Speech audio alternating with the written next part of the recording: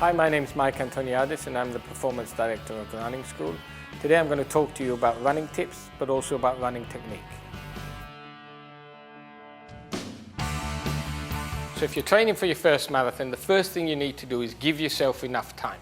If you're not fit, it can take 6 to 12 months to get you fit enough to run for 4 or 5 hours. So you need to plan it. You need to plan everything that's to do with it. So if you're overweight, you need to look at nutrition as well. Another typical mistake that marathon novices make is they try and run too far too quickly. So if you take a typical internet program, it will have you running 5 to 6 20-milers before you run your marathon. But if your target is to just run your marathon, the first marathon, and be injury-free and do a good time, you need to pace yourself.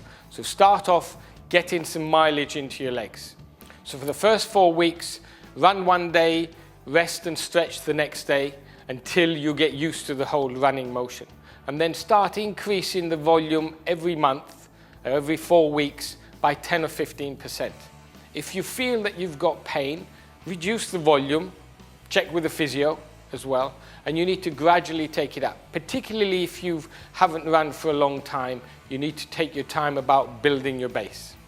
Another important part of training is that you don't want to be running at the same pace and the same volume continuously. So you need to mix it up. So you need to do some shorter intervals and some hill running. Hill training is really very, very good for marathon running. It builds your strength, it builds your stamina, and it forces you to use technique.